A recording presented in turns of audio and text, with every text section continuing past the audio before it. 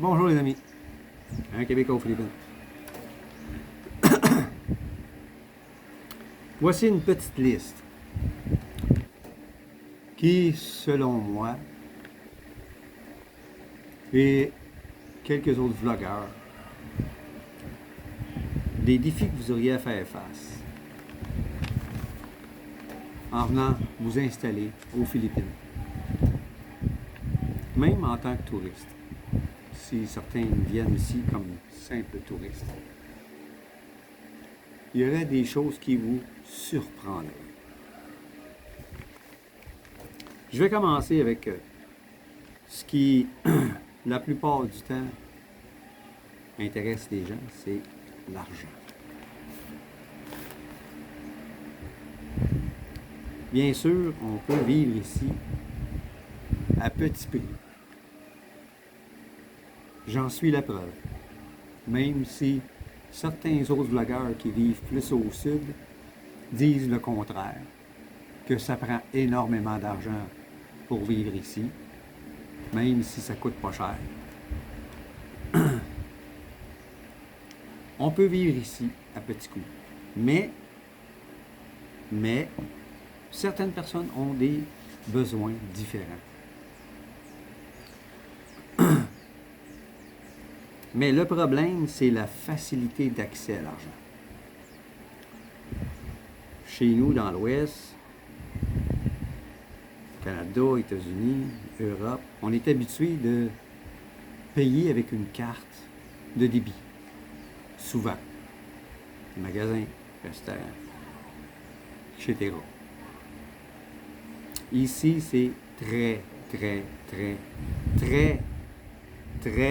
et je voudrais le souligner avec un gros trait noir, très difficile de payer avec des cartes de débit.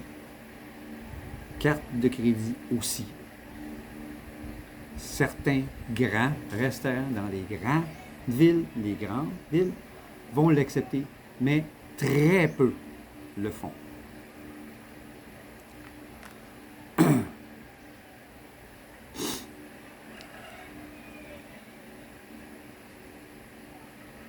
À la banque, chez nous, c'est rapide. Pas ici.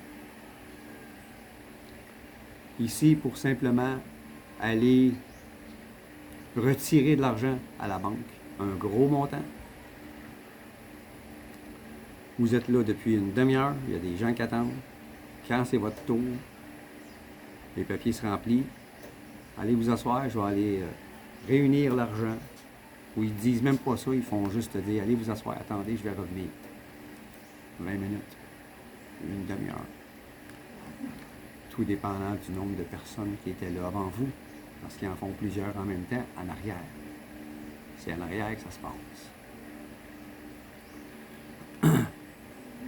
Un vlogueur a déjà dit qu'il avait été à la banque, ça a duré 2 heures pour faire une transaction, un simple retrait au comptoir. 2 heures. Dans les guichets automatiques, il y a toujours une limite. Donc, vous ne pouvez pas retirer des gros montants d'argent.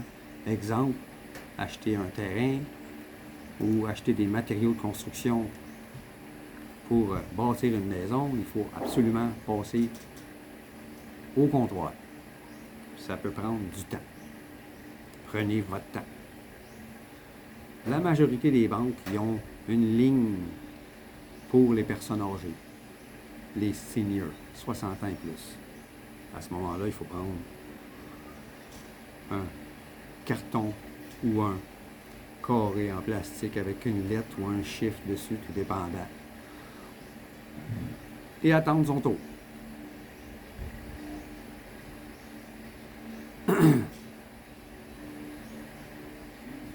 Les transferts internationaux, c'est la même chose. Il y a toujours une limite. Donc, avant de partir, allez à votre institution financière pour savoir s'il est possible d'augmenter cette limite. Parce que pour acheter un terrain, Ici, le terrain a coûté dans les alentours de, en dollars canadiens, entre 5 000 et 5 500. Les transferts internationaux, c'est 5 000. Je ne sais pas si c'est 5 000 par jour ou 5 000 par mois. Moi, j'avais déjà l'argent. Il était dans mon compte de banque ici, que j'avais réussi à ouvrir même si je n'avais pas ma permanence. Ça, c'est une autre chose que je vais parler maintenant. Puisque le transfert international, il y a une limite, on va passer à ce sujet-là. Ouvrir un compte de banque. Si vous pensez arriver ici en tant que touriste, avec un visa de 2 mois, un mois gratuit, puis une extension faite à l'aéroport, détrompez-vous. Vous ne pourrez pas. Donc, il faut trouver un moyen de transférer de l'argent, puisque vous ne pouvez apporter que 10 000 US maximum avec vous. Moi, j'ai contourné un petit peu la chose, mais je l'ai regretté par la suite. À ma banque au Québec, on m'avait dit, fais une traite bancaire de 20 000 US, puis garde ça sur toi. C'est pas de l'argent. Il faut que ça soit transféré avant que ça soit de l'argent. Donc, c'est pas de l'argent. Mais pour déposer ce montant-là et obtenir l'argent par la suite, ça a été toute une aventure. Et au bout de ça, je me suis fait scammer par la banque. Donc, j'ai été obligé j'ai changé de banque par la suite.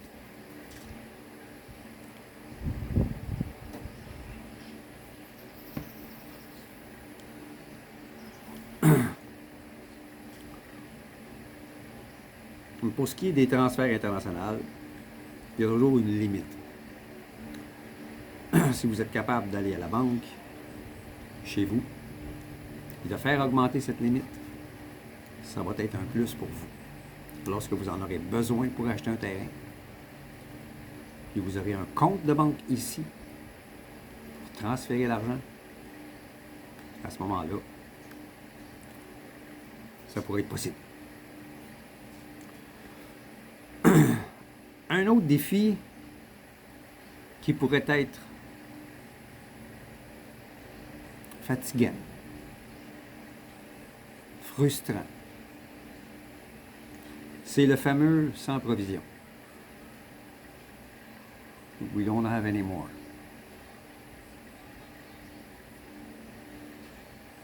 Ça, vous allez en voir, vous allez voir ça partout. Dans les épiceries, dans les restaurants, les pharmacies, les séries stores. Vous êtes habitué d'acheter quelque chose en quelque part, et puis tout à coup on vous dit « j'en ai plus, sans provision ». Donc il faut prévoir. Au restaurant, c'est bizarre, mais ça arrive. Ici, ça arrive, parfois, souvent. La gestion est mal faite. Vous allez aller à un restaurant, vous regardez le menu, puis vous demandez quelque chose. Ah, sorry, on n'en a pas en stock. OK, je vais prendre ça à la place. Sorry, on n'en a pas en stock. Bon, c'est quoi qui te reste? La gérance est tellement mal faite dans certains restaurants que ça arrive. Si ça vous arrive dans un restaurant que sur le menu, il reste 20% de ce qu'il y a sur le menu en stock, retournez-y plus. Allez ailleurs. Puis, fâchez-vous pas. Ça ne sert à rien de vous fâcher après la serveuse. C'est pas elle qui fait la commande. C'est le gérant du magasin. Ou c'est même le propriétaire qui s'est ouvert un restaurant pensant faire la fortune, mais qui ne sait pas comment gérer ça, un restaurant. C'est des choses qui arrivent. Les gens ont des rêves, Mais souvent, c'est des rêves irréalistes. Ils réussissent à ouvrir ce fameux restaurant dont ils ont toujours rêvé, parce qu'ils adorent aller manger dans un restaurant, mais ils ne savent pas comment ça marche, un restaurant. Donc, c'est mal géré. Malheureusement pour cette personne, moi, personnellement, je n'y retournerai plus. Trouve-toi un autre rêve. Sorry. Comme ils disent souvent, sorry. Avec un sourire. Dans les pharmacies, vous prenez des médicaments de façon régulière pour toutes sortes de raisons. Vous allez chez le docteur une semaine avant qu'il vous en manque. Vous faites une prescription, 90 jours. Vous allez à la pharmacie, sorry, out of stock. Il en reste 3 pilules. Là, il faut que vous fassiez le tour des pharmacies. Donc, prévoyez ça quand vous arriverez ici. Restez pas enfermé avec votre air climatisé. Sortez. Marchez. Pas en plein après-midi, hein, le matin. Tôt le matin. Même si c'est pas ouvert. 7h30, 8h le matin. Fait un beau soleil. Le soleil est levé depuis 6h. Hein? 7h30, là, après votre déjeuner, 7h30, 8h, là, allez prendre une marche. Promenez-vous dans votre secteur. Pour savoir qu'est-ce que vous avez dans votre secteur de proche. Surtout pour les pharmacies, les épiceries, les restaurants. Si vous voulez vivre en santé ici, si vous avez du poids à perdre, évitez donc les restaurants. Que ce soit ici ou ailleurs, c'est pareil. Surtout si vous allez chez McDonald's, puis Kentucky Fried Chicken, puis Jollibee, ces affaires-là. Vous ne perdrez pas de poids, puis vous ne serez pas plus en santé si vous passez votre temps à manger au restaurant.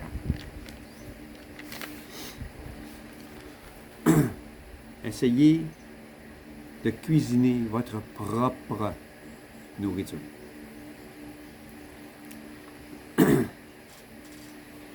C'est la même chose dans les petits Sari Stores. Petits restaurants, les petits magasins là, au bout de la rue, qui ont un peu de tout, mais en petite quantité. Souvent, certains d'entre eux qui sont un peu plus gros que d'habitude, qui ont certains produits pharmaceutiques. Tylenol, Advil, des choses comme ça. Mais des fois, ils sont out of stock. Ils n'en ont pas assez. Ils n'en ont pas assez de ce que vous voulez. Donc, prévoyez ça. Prévoyez ça. Prévoyez un plan B. Surtout, vous cuisinez vous-même, vous allez à l'épicerie et vous voulez avoir tel produit. Avant, en faisant votre liste, ce produit-là, y a-t-il quelque chose que je peux utiliser à la place? J'aime mieux utiliser ça pour la recette. Parce que je suis sûr que je vais en réussir. Mais s'il n'y en a pas, y a-t-il quelque chose qui peut remplacer? Vous faites des recherches sur Internet pour savoir qu'est-ce qui peut remplacer telle affaire. Crème sûre, par exemple.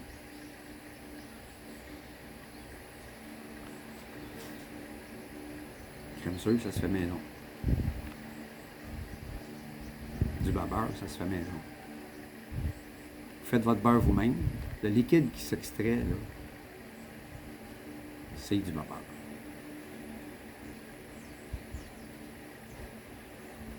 Vous achetez de la crème 35%, vous la fouettez jusqu'à temps que ça fasse du beurre. Mais le liquide qui s'extrait de cette crème, c'est du beurre.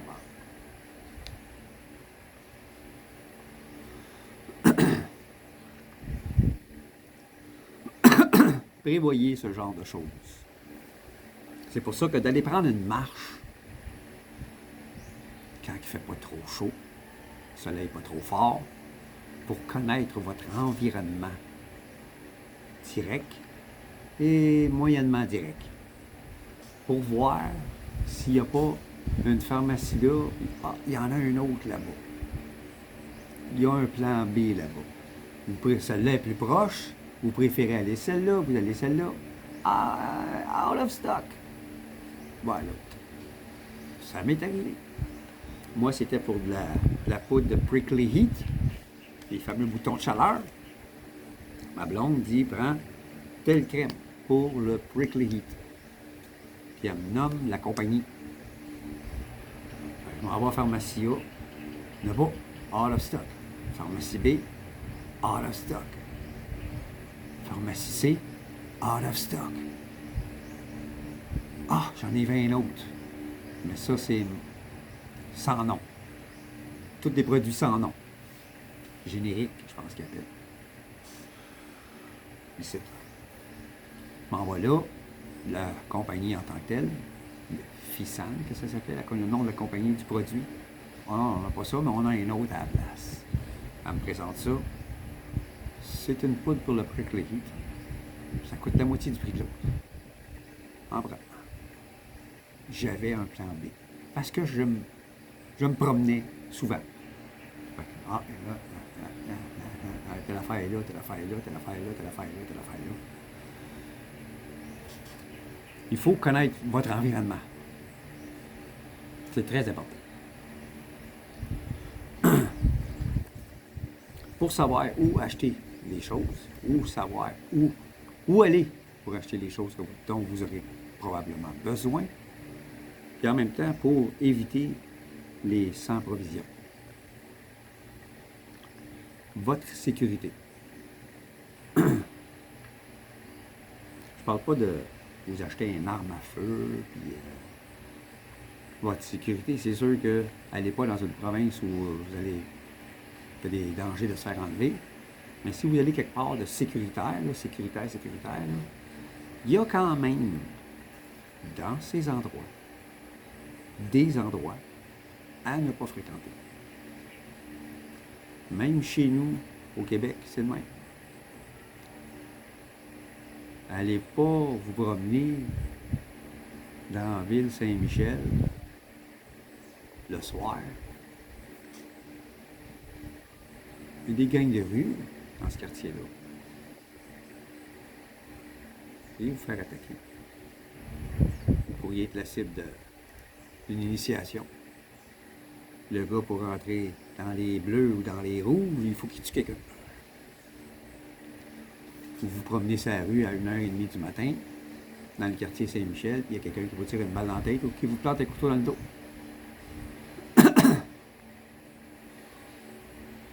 Ici aussi.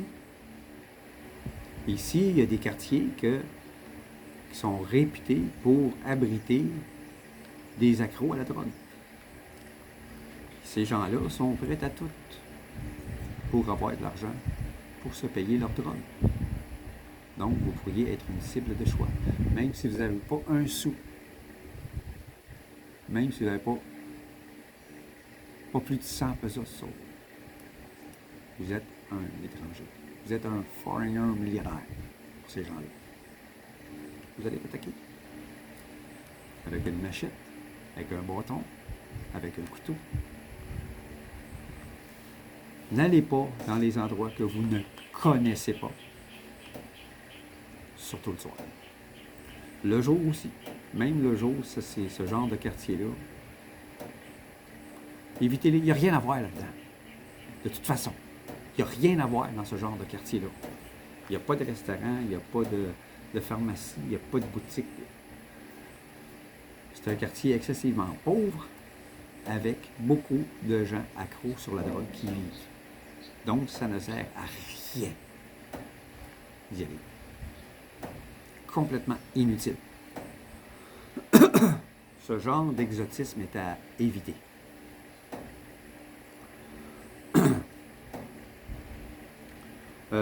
Vous marchez sur la rue. Hein? Je vous dis, allez prendre une marche. Vous marchez sur la rue. Vous avez la maudite Mauvaise habitude de toujours avoir la face dans votre téléphone. Ce qui est très dangereux pour vous le faire voler par une moto qui passe. 1. 2. Des fois, il y a des poteaux en plein milieu du trottoir. Un poteau électrique. Bang! Vous le frappez. Téléphone d'en face, l'échappée de téléphone casse. Vous cassez les lunettes. Commence à faire des dépenses. Hein? Pour avoir été un petit peu idiot, là, ça commence à faire des dépenses. Ou même encore, ça m'est arrivé. À Manila, puis ici, à Pinamanagan. Marcher sur le trottoir.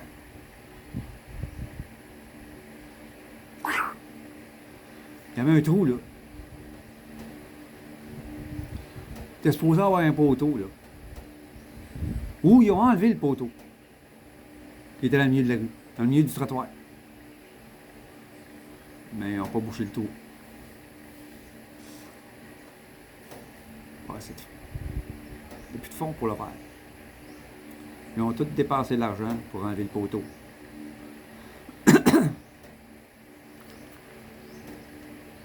Quelque chose qui est courant ici, c'est qu'il y a un budget alloué pour ça.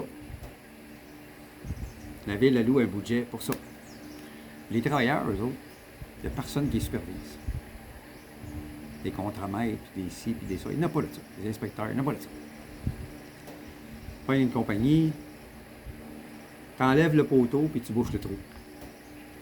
Je te donne le temps. Les travailleurs, eux autres, là, un coup qu'ils ont fini la job, il reste encore de l'argent dans les poches. La ville, qui donne à la miette. Des fois, ils donnent à la miette. Hein? Ça arrive souvent. Tant qu'il reste d'argent dans le budget, dans les poches de la mairie ou whatever,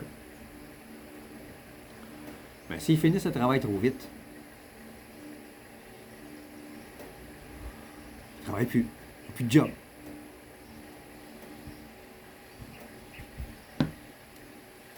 Fait qu'il étire. Il étire. Il étire. Il étire. Il arrive à la fin du budget, le poteau est enlevé, mais il n'est toujours pas rempli. Plus de budget. Tout reste là. 1 an, 2 ans, 3 ans. Jusqu'à temps que quelqu'un à la mairie se rende compte qu'ils n'ont pas bouché le trou. La fameuse compagnie ou les fameux employés qui ont été engagés, la fameuse petite compagnie, elle est dissoute. Elle n'existe plus. Je ne peux pas retracer les gars. On va allouer un autre budget pour boucher le trou. On va prendre 6 mois pour boucher le calice de trou. Parce qu'encore, les travailleurs, s'ils bouchent le trou trop vite, ils ne travaillent plus. Fait qu'ils étirent. Ils étirent. Ils étirent. Ils étirent. À un moment donné, à la mairie, là, il ne me reste plus beaucoup d'argent. Vous finissez la job, sinon, là, c'est fini, vous n'avez plus de job. Fait que là, ils se dépêchent à boucher le trou. Après ça, il faut qu'ils balayent, tout ça. Fait que là, le trou est bouché. Fait que là, il reste pour une semaine de salaire. Ils vont balayer, nettoyer, ci, ça. Ils vont étirer jusqu'à la fin, jusqu'à temps qu'il ne reste plus une semaine de budget, dans le budget. Donc, ça arrive qu'il y ait des trous dans les trottoirs. Ça, c'est ici un trottoir. Des fois, il n'y a pas de trottoir. Il y a juste la garnotte, la roche. Comme j'en avant là, qui a servi pour faire le ciment. Ils ont creusé un trou pour quelque chose. Mais il n'y a jamais rien qui a été fait dans ce trou-là. Le trou est resté là. Des fois, tu passes, puis il y a 4 gars qui sont en train de pelleter.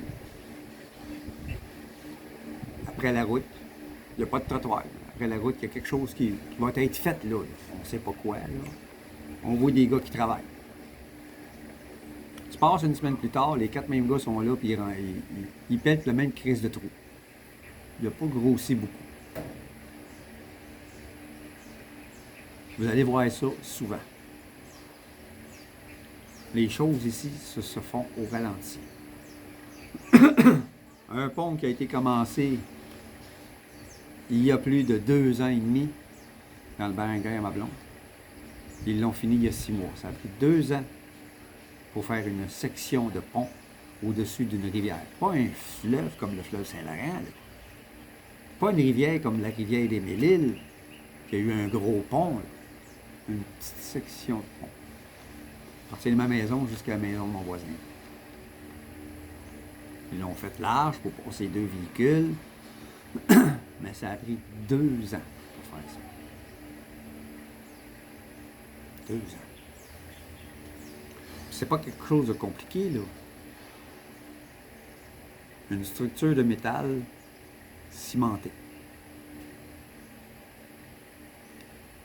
Aucune asphalte.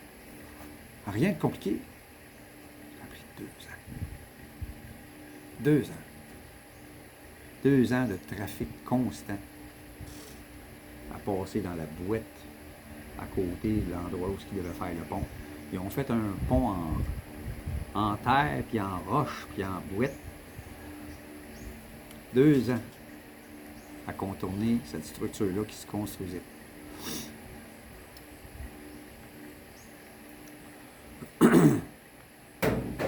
Vous allez voir ça souvent.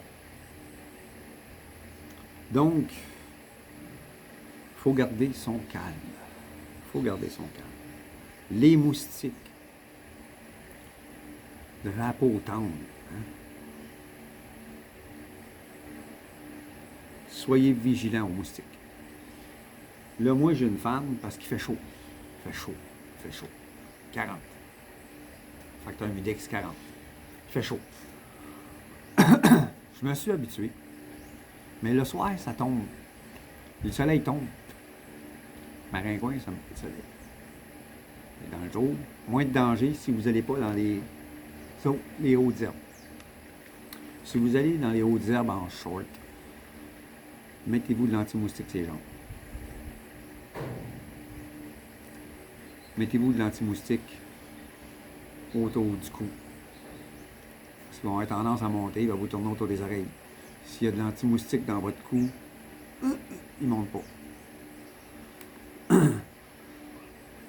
Le dengue, c'est un très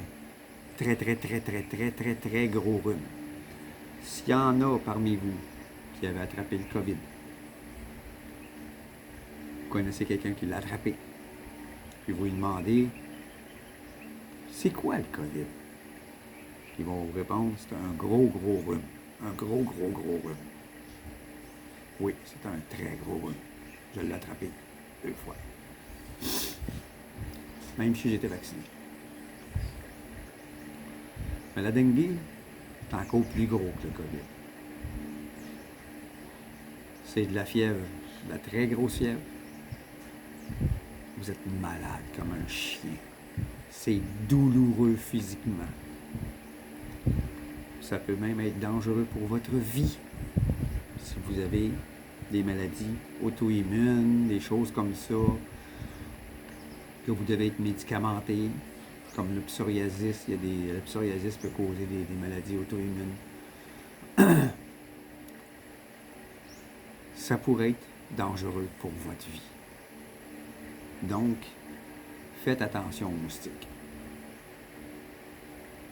Le soleil, vous arrivez ici blanc comme un drap, vous allez brûler. Si vous allez en plein soleil, en plein après-midi, vous allez brûler. C'est tentant d'aller à la plage en plein après-midi, à 2 heures de l'après-midi, puis d'aller à la plage, puis sauter dans la mer, puis venir vous dorer à la couenne au soleil. Vous n'allez pas adorer, vous allez brûler votre couenne. Il y en a des foreigners qui disent « Ah, mettez-vous de la crème solaire. »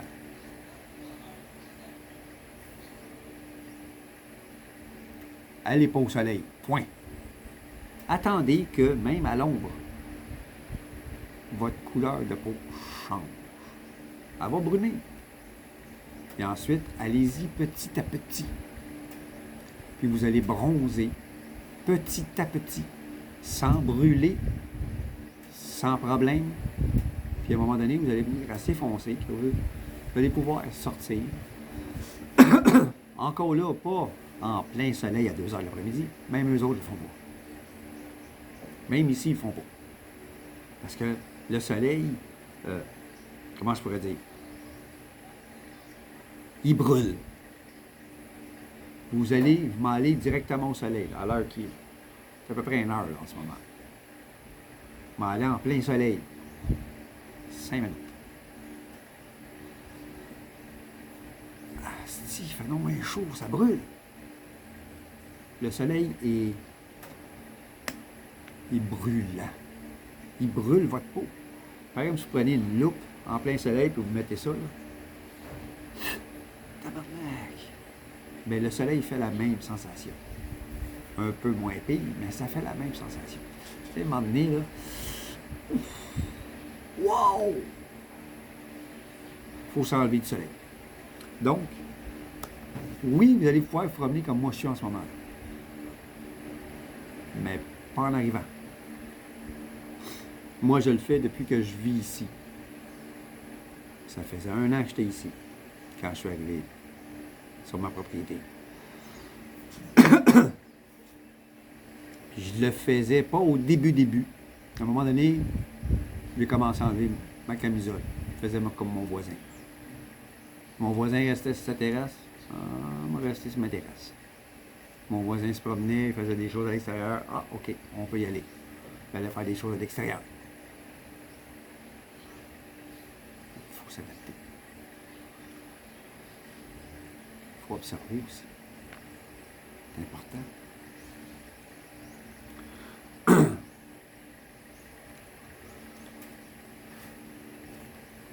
La façon de faire du gouvernement aussi. C'est long, s'il vous plaît. Puis on demande des papiers, des requirements. Puis, vous allez en ligne sur le site du gouvernement, puis il vous donne une liste de requirements, de demandes, de papiers que vous devez apporter quand vous voulez faire une demande de quoi que ce soit, une extension de visa ou un visa spécial, 13A ou un SR Harvey, etc.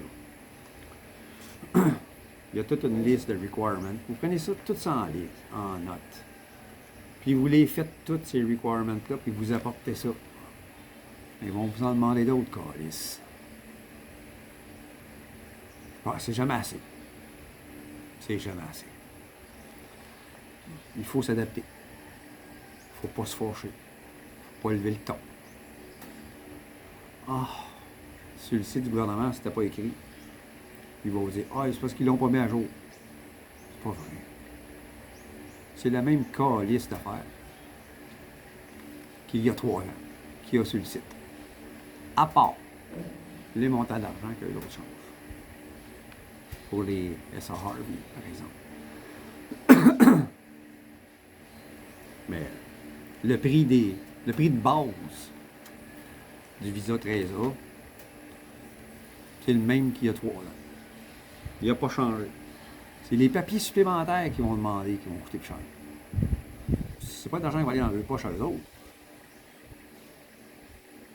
Mais, il étire. Puis là, une fois que vous arrivez avec tous les papiers et qu'il n'y a plus de demande, il vous demande une million de dollars.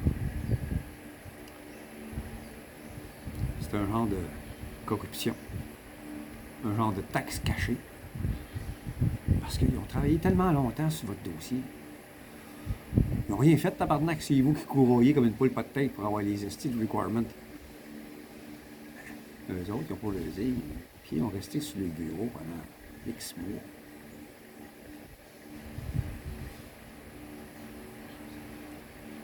Ça mérite une petite récompense. Mais ça style de monde, câlisse.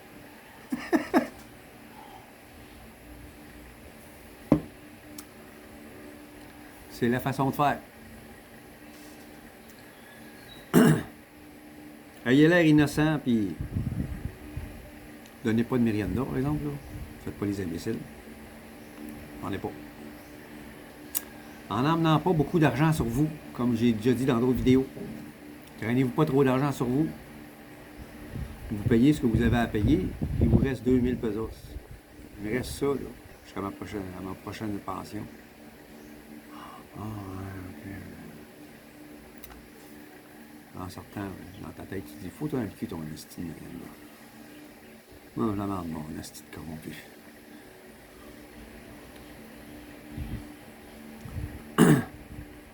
Une autre chose par rapport à la sécurité. C'est pas une grosse affaire. Mais ça peut être frustrant. Gardez votre plancher, votre cuisine propre. La vaisselle qui traîne à la journée longue sur le comptoir, ça attire les fourmis, ça attire les coquerelles, puis ça attire les rats.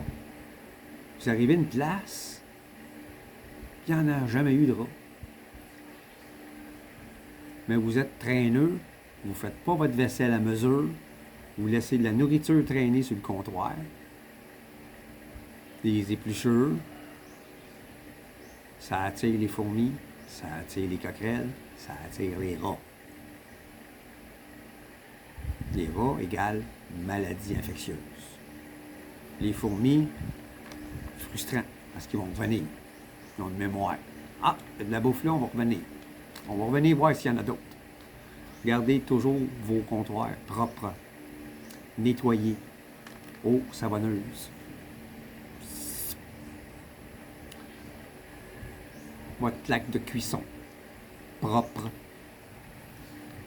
Vous avez fini de manger, la plaque de cuisson est arrêtée depuis que vous avez commencé à manger. Vous finissez de manger. Faites votre vaisselle. Nettoyez votre comptoir. Nettoyez votre plaque de cuisson. À un moment donné, les fourmis vont venir, pas de nourriture. Ils vont venir, pas de nourriture. Ils vont venir, pas de nourriture. Ils viendront plus, câlisse. Même chose pour les rats. Plancher sale, poussiéreux. Ici, tous les jours, il faut balayer. Pas parce que vous êtes salaud, pas parce que vous êtes pas propre, c'est parce qu'il y a du vent. Puis c'est un pays poussiéreux. Chez vous, même en ville, il y a du ciment, il y a de l'asphalte parfois, mais au bord de la rue, il y a des roches, puis il y a de la terre battue. C'est de la poussière, ça. Le vent, il ramasse ça. Il promène ça. Ça rentre dans les maisons. Ça va sur les planchers. Pas de votre faute. Mais si vous ne le faites pas tous les jours, ça attire la vermine. Les araignées. Les araignées aiment ça, des planchers qui ne sont pas propres. Parce que quand il y a des araignées, il y a des insectes aussi. Quand il y a de la poussière, il y a des insectes qui peuvent s'installer. Ça attire les araignées, etc. C'est une roue qui tourne. Hein? La chaîne alimentaire. Donc, gardez vos planchers propres. Votre salle de bain propre. Votre cuisine propre. Comptoir. Plaque de cuisson. Sortez vos déchets régulièrement. Sinon, vous allez être envahi par des fourmis. Les conserves. Il y a parfois des gens qui passent. À la longue, vous allez les connaître. Vous allez voir les voisins, c'est quoi ça? Là, vous posez des questions. Ah, c'est un monsieur qui ramasse des contenants, des cannes. Pas des canettes de liqueur, ça, il ne touche pas à ça. Pourquoi? Je ne sais pas. Il n'y a peut-être pas d'industrie pour recycler l'aluminium ici. Mais les cannes sont en acier. Ça, c'est recyclé ici. Ils ne vous donneront pas beaucoup. Moi, j'avais un gros sac. Ça m'a donné 5 pesos. Mais ça, au moins, ça ne se retrouve pas dans les vidanges. Mais ces fameuses cannes-là, que vous allez mettre dans des sacs, lavez-les. Lavez-les avant de les mettre dans le sac. Puis arrachez pas ça dans le sac après les avoir ouvert et le vider. Vous allez être envahi par les fourmis. Envahi. C'est pas des jokes. Vous allez approcher le sac, vous allez les toucher, vous allez être attaqué. C'est des fourmis rouges et noires. Ils attaquent. Ils vont vous attaquer et vous piquer. Ça fait mal. Je me suis fait piquer sur une jambe, moi, une fois. Sans m'en rendre compte, j'ai mis le pied sur un nid. Et monsieur, je me suis ramassé avec des boutons. C'est les jambes. Sur la jambe. Une jambe. Tous des boutons blancs. J'ai obligé de tout péter ça. Brûler ça à l'alcool. Pour empêcher que ça s'infecte plus. Donc, soyez vigilants pour ça. Quoi d'autre? La nourriture de rue. Parfois, vous êtes à l'extérieur. Ça ne vous tente pas d'arrêter un restaurant. Vous voyez quelque chose. Ah, ça a l'air bon, ça. Il y a la nourriture en dessous d'un réchaud. Combien de temps que c'est cuit, vous ne savez pas. Ah, on va prendre ça.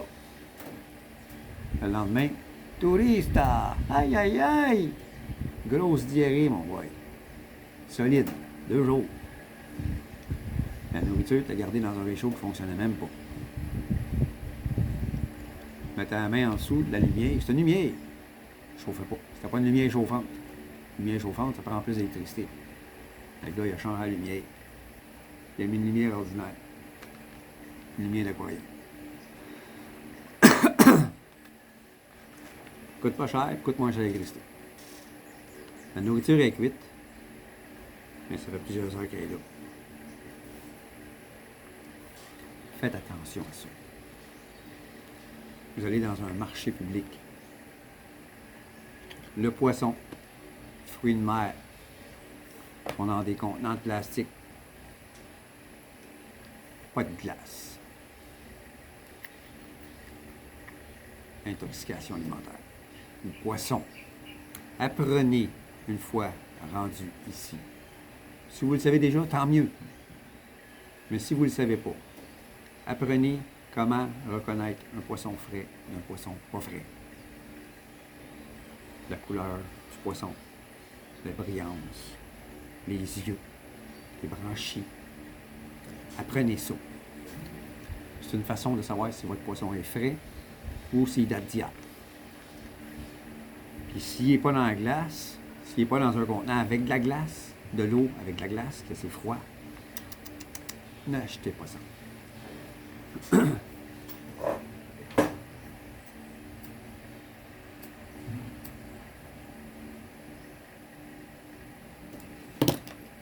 Vous allez très peu voir ce genre d'individus qui font ça. Mais il y en a. Il y en a. Il y en a toujours. Il ne veut pas perdre de sous. Il a travaillé pour les pêcher, les poissons. Il ne veut pas les perdre. Au lieu de les manger, ben, il s'obstine à vouloir les vendre. Mais là, ils ne sont plus vendables. Puis il veut les vendre pareil. Ça arrive. Ma blonde, elle en vend du poisson. Je suis allé avec elle. Ben, je suis allé chez elle. Chez sa mère. Pas chez elle, chez sa mère. Elle va chez sa mère pour aider sa mère à vendre du poisson. Cette journée-là, elle en avait 10 kilos. Ce matin-là, elle en avait 10 kilos à vendre.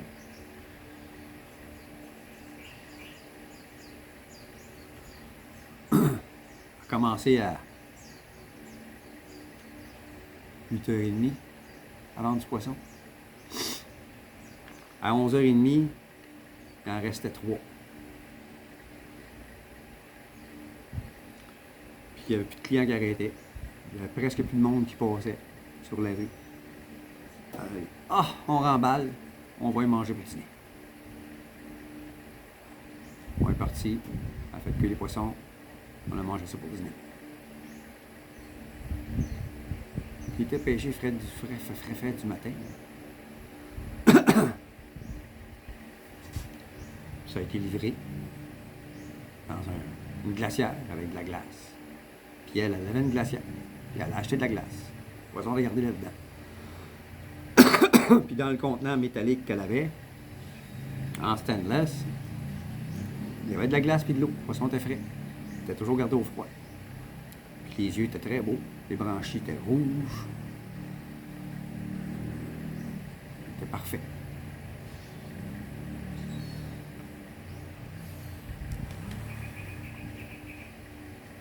C'est des choses qu'il faut savoir. Une fois rendu ici, il y a beaucoup de choses que vous devrez apprendre. Si vous les savez déjà parce que vous vivez dans une petite ville côtière où vous avez été élevé en Gaspésie ou whatever. Vous savez comment reconnaître un poisson frais d'un poisson pas frais. Fruits de mer, même chose.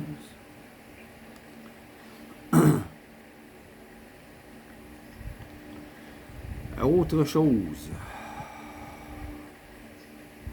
la réfrigération, surtout en province. Parfois, ça laisse à désirer à cause des pannes de courant. Si vous vivez dans cet endroit-là, vous savez que il y a 2 jours, il y a eu une panne de courant qui a duré 12 heures. Ça veut dire que pendant 12 heures, si les gens ont des réfrigérateurs ou congélateurs, pendant 12 heures, ils n'ont pas marché. Vous en avez un, vous. Est-ce que votre nourriture au réfrigérateur est toujours bonne? Si vous l'avez perdu, eux autres aussi. Mais si l'électricité revient, ils vont le mettre au congélateur. Poulet, porc. Ils vont congeler le produit pour le vendre congelé. Mais il n'est plus bon. Il s'est gâté au réfrigérateur. Il n'est plus bon. Mais ils vont essayer de le vendre pareil au congélateur. Réfrigérateur perdu, mis au congélateur pour vente future. Intoxication alimentaire. Faites attention à ça aussi. N'achetez que des produits frais, consommables, qui sont encore bons. Si vous voulez acheter du congelé, allez dans des grands magasins qui, eux, ont des générateurs pour garder le frigidaire et congélateur en marche malgré la panne de courant. N'allez pas dans les petits endroits, parce qu'il y en a des petits endroits là, à l'entour des marchés publics, là, des petits étals, des petits restaurants, des petits magasins qui peuvent fermer le porte, les barrer. Et dans ça, ils ont des congélateurs. Ils vendent des choses congelées et réfrigérées. Si vous avez eu une panne de courant récemment qui a duré plus de 24 heures, attendez une semaine avant d'acheter à cet endroit-là, même si vous avez l'habitude d'acheter là. Parce qu'on ne sait pas si le gars il va s'essayer de vous vendre des produits qui sont plus bons à la consommation, congelés. S'il était réfrigéré, puis il les met à congeler pour les vendre quand même, c'est pas bon. La plupart des gens, les Philippinos, ils vont se plaindre, ils vont retourner avec la nourriture, puis la grosse chicane. Puis ça va finir par s'arranger. Mais nous autres, les foreigners,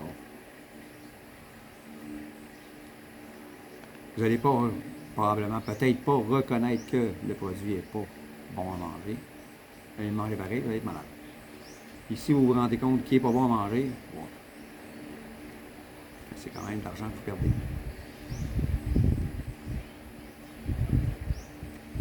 Donc, soyez prudents.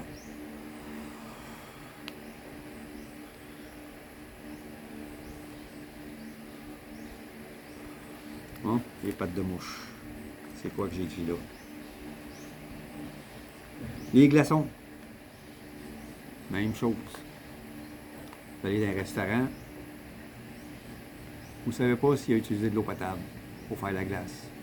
S'il a utilisé de l'eau de la Champlure, puis dans votre ville, vous ne pouvez pas boire l'eau de Champlure. Vous le savez. Vous ne savez pas si lui a fait sa glace avec de l'eau de Champlure. Donc, vous allez au restaurant, prenez une boisson gazeuse, pas de glace, s'il vous plaît. Je veux pas de glace dedans. Mentionnez-le. Une fois dedans, il rentre trop tard. Mentionnez-le avant, quand vous commandez. Un thé glacé, pas de glace. Un Pepsi, un 7-Up, ben 7-Up, vous ne verrez pas ça ici. Sprite, Coca-Cola, Pepsi en fontaine, oubliez ça, vous n'en trouverez pas. Coke, Sprite, pas de glace. Pas de glace. Puis quand que vous payez la facture, vous demandez à réviser la facture. Est-ce que je peux voir? Je peux savoir ce que j'ai commandé pour être sûr que j'ai bien commandé. Je ne me suis pas trompé. Pas elle, vous. Juste pour voir. Boisson gazeuse, pas de glace. OK. Si vous est servi de la glace, il est fort possible que ça vous soit remboursé et que vous n'ayez un gratuit. Il est fort possible. C'est leur faute. C'est celui qui a préparé votre commande. Parce qu'elle, elle prend le micro, puis elle... Ou, parfois, la commande qui est rentrée dans l'ordinateur, elle apparaît sur un écran en arrière. Parfois, ça arrive. Mais souvent, ils prennent le micro, puis... c'est les préparateurs en arrière qui n'ont pas fait bien le job. Parce que tout le monde va prendre. Ici, tout le monde va prendre le boisson gazeuse avec de la glace. Ils sont habitués. Ils sont immunisés. Pas nous autres. Donc, vous spécifiez pas de glace, ils sont supposés de vous le faire pas de glace. Faites attention à ça.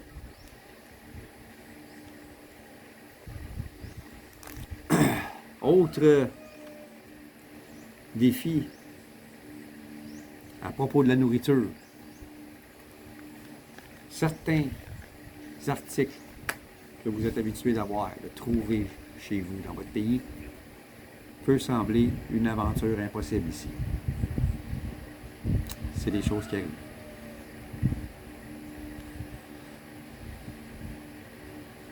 Il y a des gens qui sont habitués, quand ils vont au restaurant, un hamburger steak avec des patates pilées et de la sauce brune. Hamburger steak, c'est un beefsteak Salisbury. Vous allez avoir une sauce qui va aller avec, mais oubliez patates pilées. Les petits pois et les petites carottes. Vous allez avoir du riz avec. Pas de patates pilées. À la place, si le restaurant fait des frites, vous demandez seulement le beefsteak Salisbury avec des frites.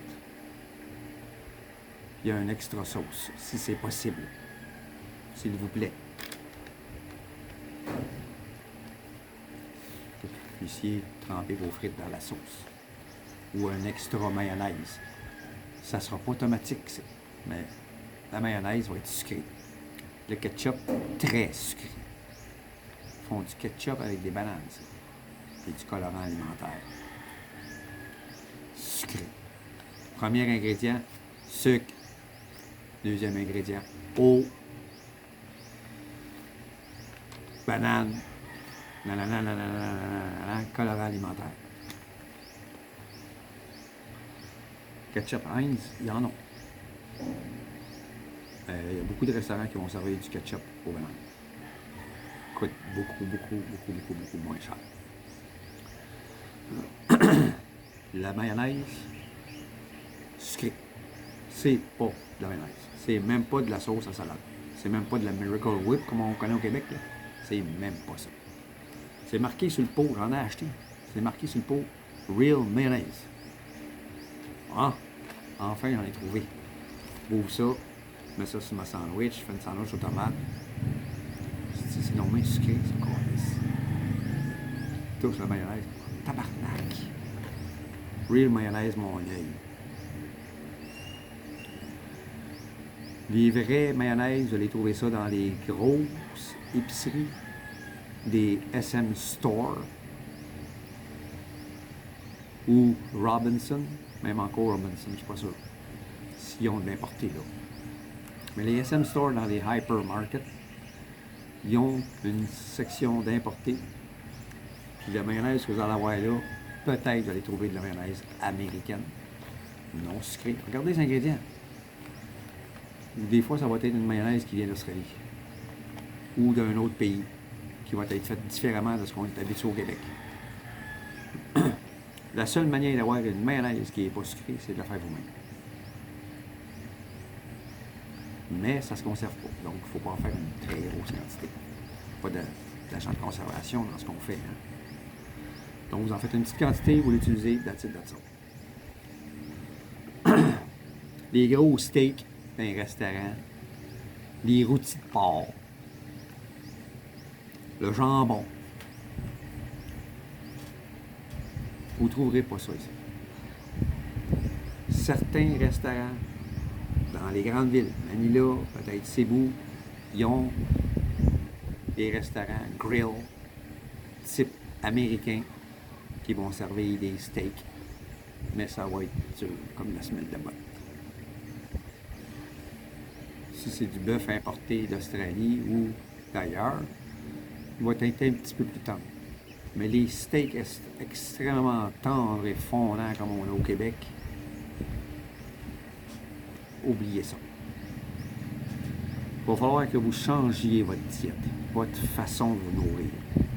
Choisissez ce que vous aimez, vous en tenir à ça, oubliez le reste. Il y a beaucoup de ce que vous étiez habitué dans votre pays, il va falloir l'oublier. Vous n'êtes pas dans un resort 5 étoiles à Cuba, ici. Où est-ce qu'ils vont vous servir ce que vous voulez, quand vous le voulez. Ici, il faut s'adapter. Le jambon, c'est la même chose. Vous allez en trouver du jambon. Il va être congelé, premièrement. Tranché. Sucré. Toujours. Toujours. Si vous êtes un bon cook, vous êtes capable de vous en faire. Trouvez-vous un boucher. Demandez-lui expressément la partie du porc que vous voulez. Faites-les vous-même. Le bacon, c'est la même chose. Éventuellement, je vais avoir des porcs. Puis je vais prendre la partie du porc quand je vais faire boucherie pour avoir mon porc dans mon frigidaire. Je vais prendre la partie que j'ai besoin puis je vais faire mon bacon moi-même. Probablement, je vais essayer de faire le jambon aussi.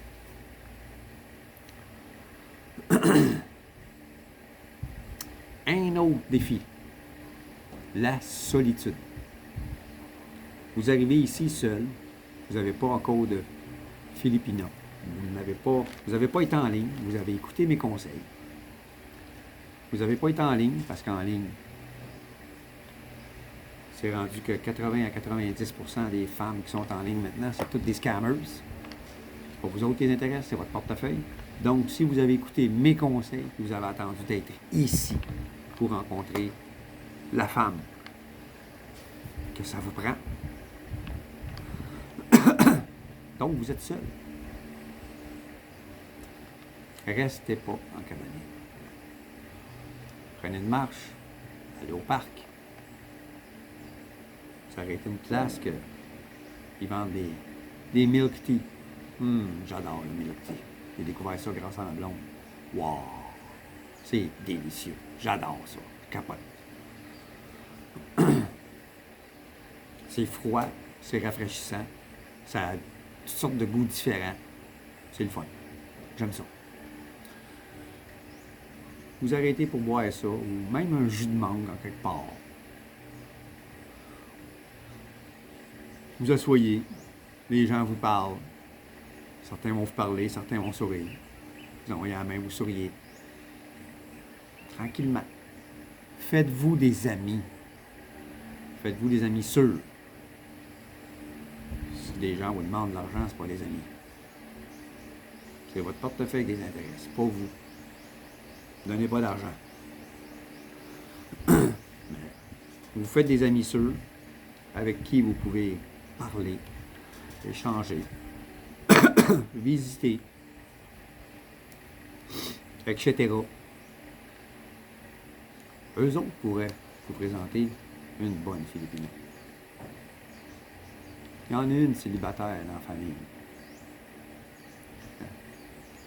Chaque fois qu'on veut présenter des Filipinos, pas beau, trop grand, trop gros, trop ci, trop ça, pas assez ci, pas assez ça. Peut-être que ça serait intéressé par un étranger.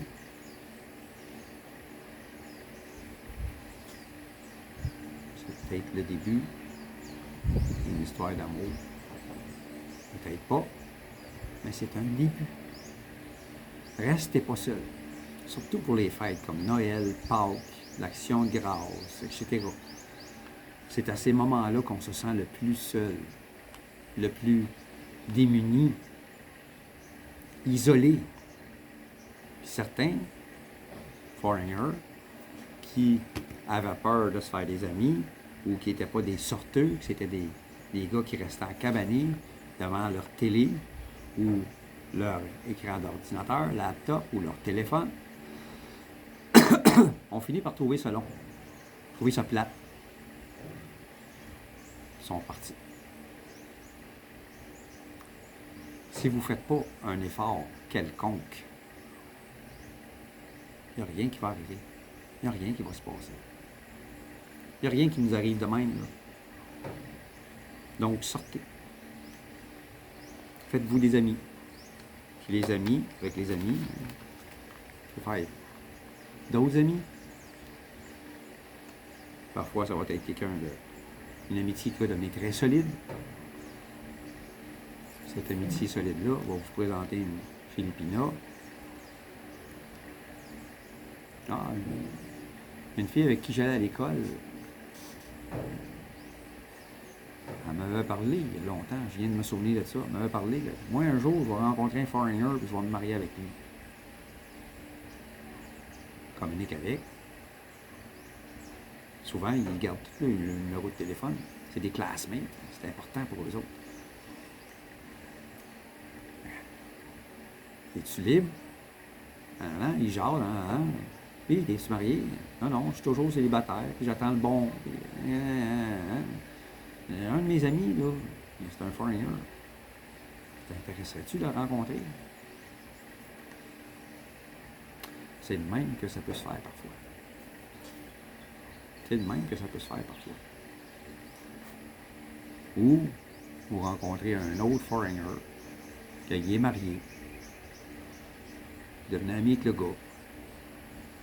Puis la femme du gars, elle a une amie qu'elle aussi aimerait ça. Avouer que ce qu'elle vit avec son foreigner.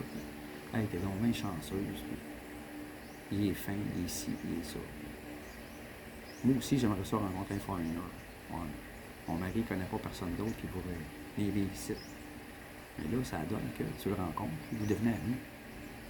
Fait que là, tu deviens le foreigner que peut-être son ami serait intéressé à, puis tu la vois, puis tu apprends à la connaître, tout ça. Puis, ouais, c'est intéressant.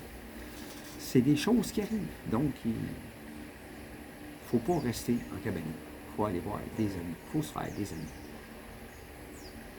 Restez pas seul. C'est très nocif. La façon de vivre est complètement différente ici de ce qu'on peut connaître dans l'Ouest. Tout, je pourrais dire, tout est différent. Pas grand-chose de pareil, à part quelques espèces d'oiseaux et d'insectes qui se ressemblent. Mais la façon de vivre, la mentalité, c'est complètement différent. C'est un autre planète. Le trafic, c'est fou. Surtout dans les grandes villes. C'est fou.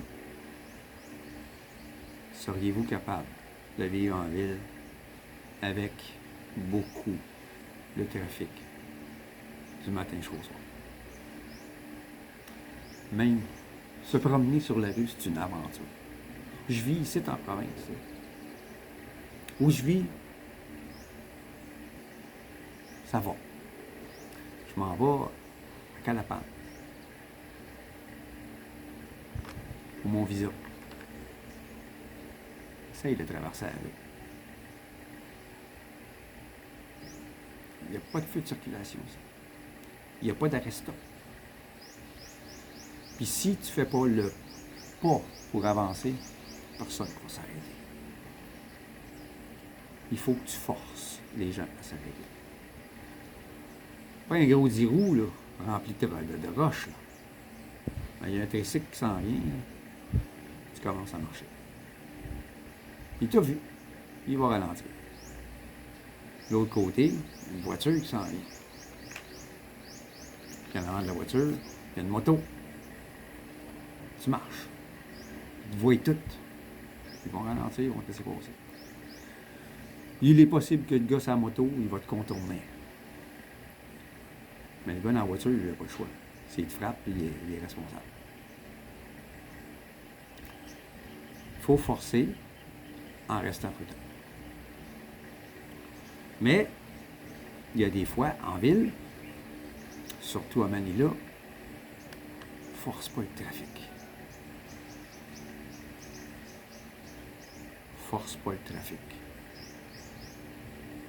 Là, ça devient compliqué de traverser. Certains endroits ont des feux de circulation à Manila.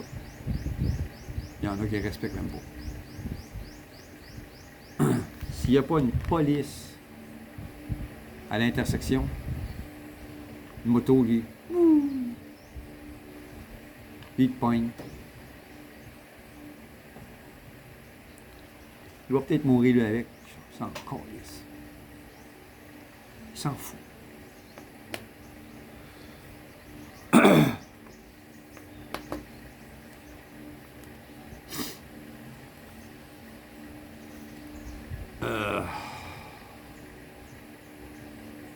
Qu'est-ce que j'ai écrit encore là? Ah! Les gouvernements. La façon que ça fonctionne au gouvernement. Toujours au ralenti. Pas pressé. On commence à 8 heures puis ils finissent à 5 heures. Ils n'ont pas de quota. Faut que tu fasses tant de personnes aujourd'hui. Commence à 8 heures, finit à 5 heures. Sans tape. Ils sont pas pressés. Tu ne dois pas être pressé non plus. Si tu montres des signes d'impatience, tu lèves le ton, pogne ton dossier, coller sur une tablette, en amende, mon esti. Ça reviendra demain. À la fin de la journée, pas eu le temps de la faire. Tu te redonnes tes papiers, tu reviendras demain. Apprends ta leçon. Tu as voulu faire le matamor, hein? Demain, tu fermeras ta gueule. Puis t'attendras. C'est comme ça. Les chiens, les coqs, choisissez où vous allez vivre. Quand vous visitez. Alors, regardez pas juste votre logement. Ah, oh, c'est beau. Oh, on va mettre un divan là, la TV là, le lit. Vous n'êtes pas dans votre pays. Promenez-vous autour de wow. Combien est-ce qu'il y a de chiens, ça? Combien de dizaines de coqs qu'il y a ici?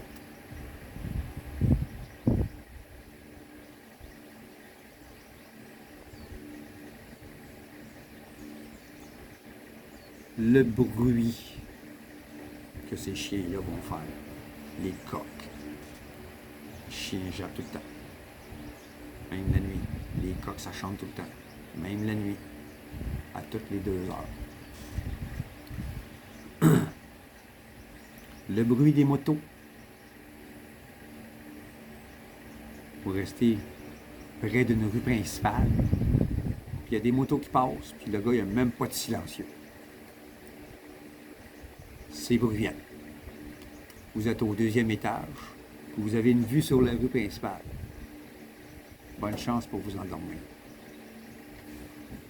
Bonne chance pour ne pas vous faire réveiller. Si vous réussissez à faire une nuit complète,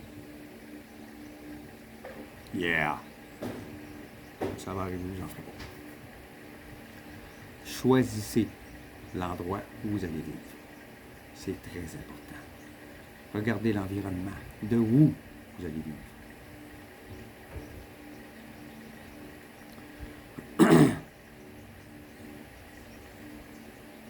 Karaoké.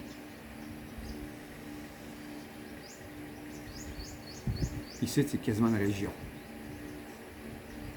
Ils ne savent pas chanter. Il y en a. Il y a de très bons chanteurs aux Philippines. Il y en a de très bons, des excellents. Prenez, par exemple, Bruno Mars. C'est un Philippin. Mais, ils ne savent pas tout chanter. Mais ils aiment tout chanter. Parce qu'ils rêvent de devenir une vedette. Fait qu'ils chantent toutes. Il y en a qui chantent mal, s'il vous plaît. Oh, monsieur! Il y en a qui aiment ça de détruire une chanson. Ils ont des voix criardes. Il y en a qui chantent là. On n'entend absolument rien de ce qu'ils disent. Il y en a d'autres qui crient. Puis ça peut arriver n'importe quand. En plein milieu de la semaine, il y en a un qui décide karaoké. Les chums sont venus, là. Ils ont un drink, hein? Ils ont bu. Ils ont bu du gin, pis ci, pis ça, là. Ah ouais, on part la karaoké.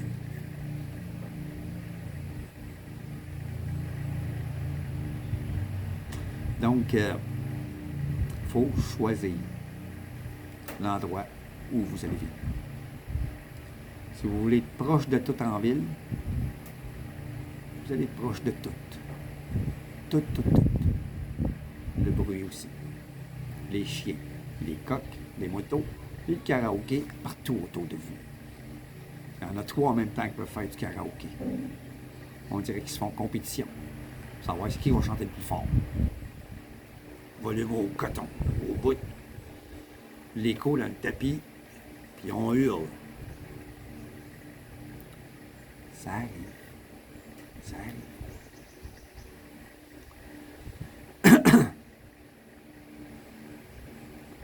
Les problèmes d'Internet, les problèmes d'électricité, les coupures constantes d'électricité, Internet, même chose. Êtes-vous capable de vous adapter à ça? Que vous êtes habitué de tout avoir comme ça. Puis dès qu'il y a une panne, il y en a 500 000 qui appellent pour faire une plainte. Ça se règle vite. Ici, toutes les raisons sont bonnes. Vous faites couper l'Internet plusieurs fois par la même compagnie. J'avais de la misère à avoir de l'Internet parce que la compagnie principale dans le coin ici, elle venait pas. Trop éloignée. C'est une autre compagnie qui sert de son réseau pour venir ici. Puis celui-là donnait un très mauvais service. Puis c'était broche à foin. Passer à travers les terres avec une ligne à 5 pieds d'eau. Pas de poteau. Celui qui va avoir l'Internet, il n'a pas d'argent pour acheter le poteau. Il veut payer le moins possible de câble. Parce que tu payes ton poteau puis tu payes ton câble. Fait qu'il passe à travers les terres. Mais dans cette terre-là, il y a des bananiers. Le gars, il a récolté ses bananiers, tombé sa ligne, manque en lisse. C'est chez nous ici. Une semaine sans Internet. Parce que le gars, il est parti en vacances. Il est parti en holiday. Il est tout seul. Prendre soin du réseau. Quand il arrive au bout d'une semaine, j'ai donné des messages. Oh, il n'y a pas d'Internet depuis une semaine. Sorry, po, ma grand-mère est morte. C'est quoi qui a fait ça? C'est un monsieur, il a récolté ses bananiers. Comment ça fait que la ligne passait par là? Parce que le monsieur qui est branché avant vous, il voulait payer moins de câble. Puis... Une autre fois, c'était une vache. Même place. La vache a cassé le câble. est arrivé avec ses cornes, puis elle a cassé le câble. Une autre fois, c'était les rats qui ont rongé le câble. La fois suivante, c'est arrivé. J'ai dit, ça va être quoi ton excuse? Un cochon volant?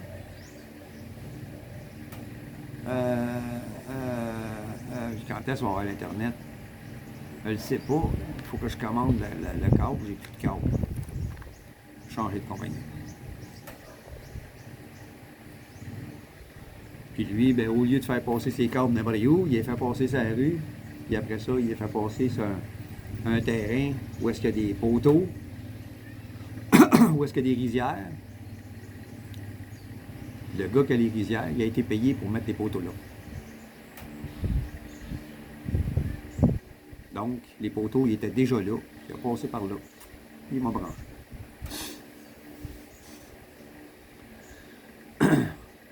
Mais ça va arriver encore une fois que je vais avoir des pannes. Parce que si l'électricité coupe, l'Internet coupe aussi. C'est un routeur qui est branché. Donc, à vous de voir ce que vous pourriez faire pour éviter ça. Panneaux électriques, panneaux solaires, éoliennes, j'en ai jamais vu ici pour les maisons, mais j'ai vu beaucoup de solaires. Ou Starlink pour l'Internet. Même le câble, la télévision câblée par Starlink qui appartient à Elon Musk, le fameux Elon Musk, l'ancien petit ami de M. Trump.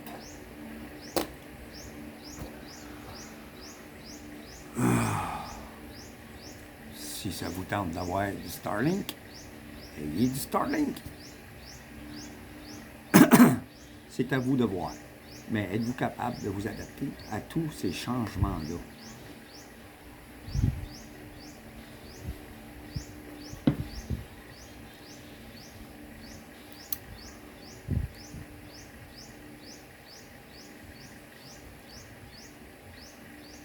Il y en a beaucoup qui vont repartir sur ceux qui vont venir s'installer ici. Beaucoup vont être déçus. Si vous n'êtes pas du genre minimalisme, si vous n'êtes pas du genre caméléon, si vous n'êtes pas du genre écœuré à la vie moderne qui nous est proposée dans l'Ouest, que vous voulez quelque chose de plus simple, de plus traditionnel, vous pensez venir ici, vivre dans un paradis à moindre prix, puis avoir la même chose que vous aviez dans votre pays, vous allez repartir.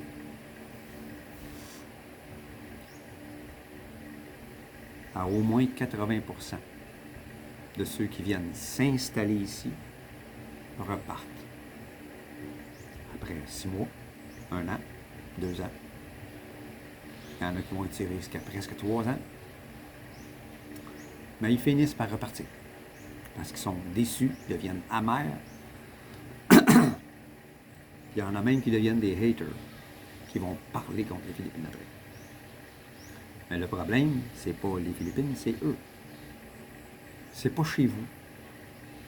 Pareil comme quand tu vivais dans ton pays, puis qu'il y a des étrangers qui venaient vivre chez vous, puis qui critiquaient ton pays, puis tu disais, si t'es pas content, retourne chez vous, quoi, ici. Même chose, ça. Si t'es pas content, retourne chez vous, quoi, ici. C'est tout.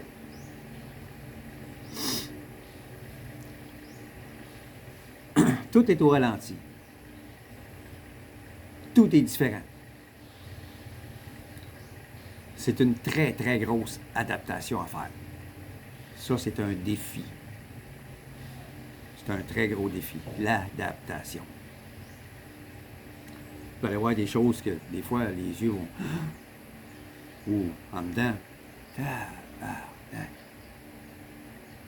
c'est pas vrai. Ah oui, c'est vrai. C'est comme ça. C'est comme ça. Et vous n'y pouvez rien. Vous ne pouvez pas changer leur façon de faire. Vous ne pouvez pas changer leur façon de penser. Des fois, ils vont penser des choses calisse, c'est donc bien épais.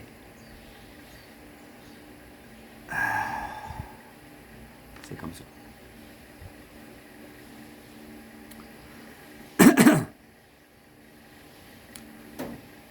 Ici, un autre challenge. OK? Les filets de sécurité, il n'y en a pas ici. Les organisations d'aide, les organisations de quartier, la Croix-Rouge, ci, puis ça, en cas de désastre, ça n'existe pas. Les endroits, les sous-sols d'église, pour avoir un panier alimentaire, ça n'existe pas. Vous tombez malade, vous n'avez pas d'argent de côté, vous n'avez pas d'assurance, puis vous vous ramassez à l'hôpital. Vous pensez que dans votre pays, ils vont vous soigner quand même gratuitement. Ils ne vous laisseront pas mourir. Ici, ils vont vous laisser mourir. J'ai vu des gens estropiés ici, avec un bras tout croche, une jambe, au lieu d'être droite comme ça, là, elle faisait ça de même. Lui, il s'est cassé la jambe, pas les moyens pour un plâtre. Pour l'argent, tourne chez vous. Plus rien faire. En ambulance, ils ont mis un attel à peu près. Qui reste là, la jambe. Pas qu'elle tombe, au cas. Puis rendu à l'hôpital, tu as une assurance, as-tu de l'argent? Tu payes avant d'être soigné. Pas d'argent. Désolé. Surtout un foreigner. On est censé être millionnaires, nous autres. T'as pas d'argent, t'as pas les moyens de te faire soigner. Oublie ça. Oublie ça. Donc, toutes les organisations qui peuvent exister dans nos pays, dans l'Ouest, les organismes communautaires, ça n'existe pas ici. Ça vous prend des économies, un filet de sécurité au cas où quelque chose de grave arrive.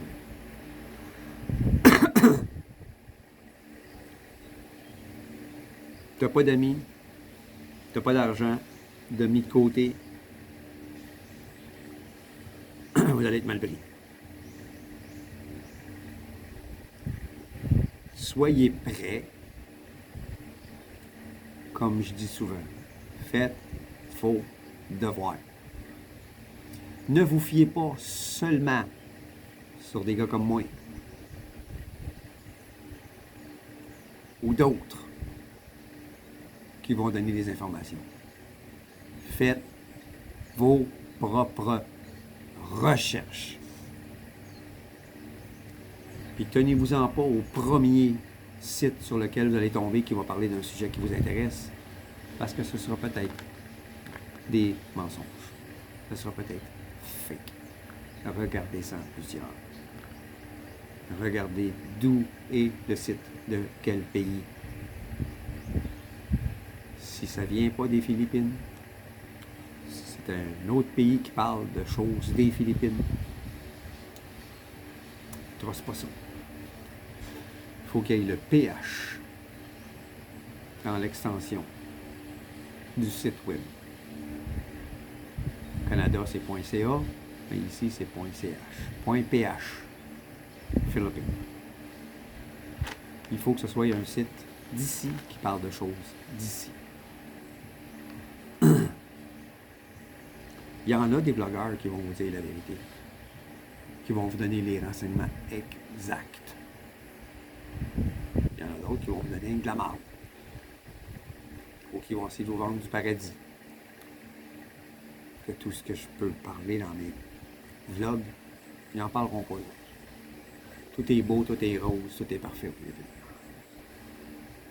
Puis eux autres, ils ont 200, 300 000 abonnés qui les suivent. Parce que c'est toute une gang de pelleteux de nuages qui s'imaginent qu'aux Philippines, c'est un paradis gratis. Puis que les filles sont faciles à baiser. Il y en a une méchante gang de pelleteux de nuages. Moi, j'ai pas beaucoup d'abonnés parce que je dis la vérité. Et quand on dit la vérité, on a moins d'amis. Quand on ment, on en a plein. Regardez le gouvernement.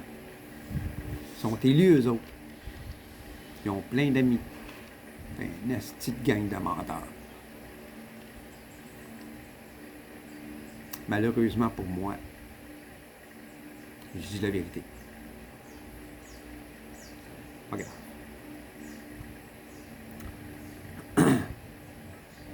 Donc, soyez prêts. Faites vos devoirs. Puis il y a une autre chose aussi.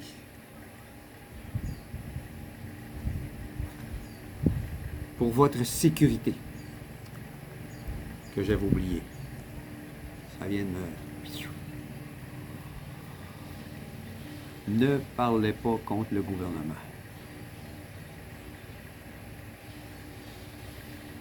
Que ce soit en public, dans votre cercle d'amis philippins, que ce soit en ligne, de l'arriver ici, ça va vous tenter, vous aussi, pour le fun, de partir une chaîne YouTube. Puis vous allez commencer à parler contre le gouvernement, contre les choses qui ne font pas correctes, selon vous. Ne faites pas ça. Parce que dès qu'ils vont être mis au courant qu'il y a un blogueur qui parle contre le gouvernement, un tel nom de chaîne, ils vont vous retrouver. Vous les passez en cours, payez une amende, évacuer, décalisse, vous allez venir. Mêlez-vous de vos affaires. Vous êtes dans un pays étranger. Mêlez-vous de vos affaires.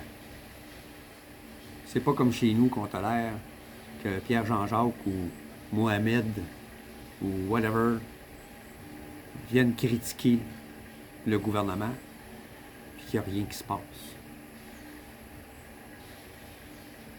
C'est pas comme ça ici. Vous avez le droit de vous exprimer, mais vous n'avez pas le droit de parler contre le gouvernement. Ceux d'ici qui le font, il y a eu des manifestations dernièrement, il y a eu beaucoup d'arrestations. Qu'est-ce qui s'est passé une fois arrêté, je ne sais pas.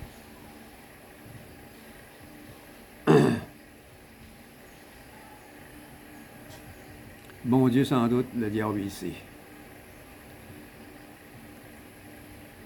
Nous autres, on n'en sait rien. Franchement, je ne veux pas le savoir.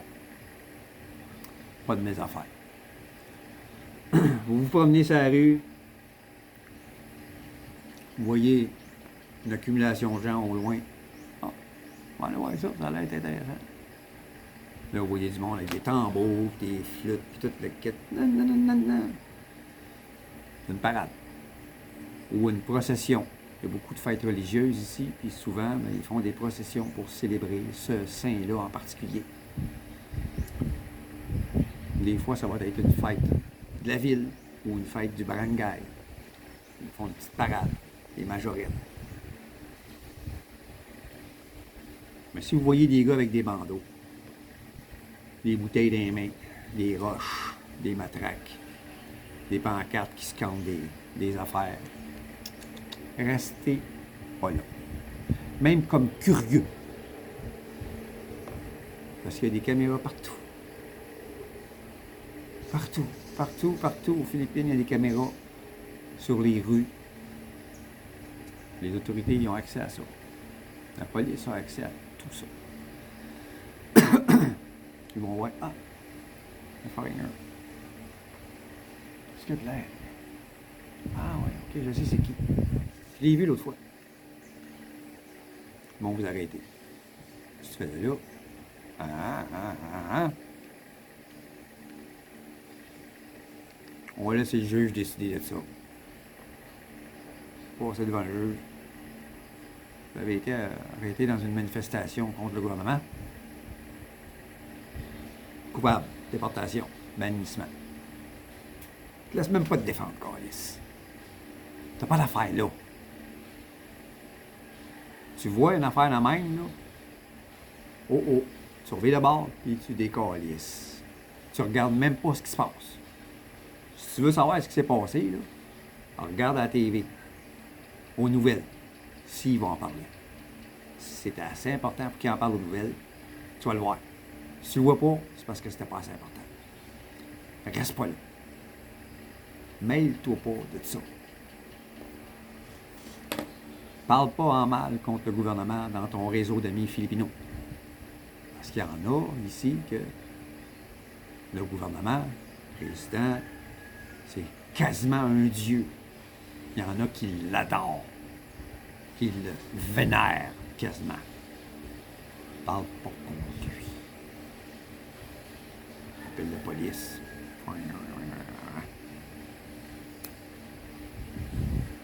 Amende, déportation, bannissement. Ferme ta gueule. Des affaires que t'aimes pas, tu sais que ta Philippina, elle l'aime pas non plus. Tu peux en parler avec elle, en discuter pour te vider le cœur. Sinon, ferme ta gueule. Si elle aussi, elle l'adore, ferme ta gueule. Regarde dans le miroir et dis-toi les toi-même. Mêle-toi pas de ce qui se passe au pays. La politique, ça ne te regarde pas. Tu n'as pas le droit de vote, puis tu n'auras jamais le droit de vote.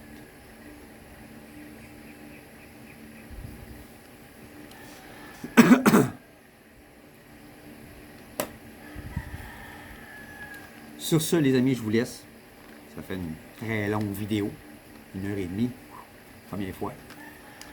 Mais il y avait des choses importantes à parler, à souligner. Donc, je vous dis à la prochaine. Prenez soin de vous autres. Si le contenu vous intéresse, abonnez-vous, likez mes vidéos, partagez vos amis et laissez-moi des commentaires. À la prochaine.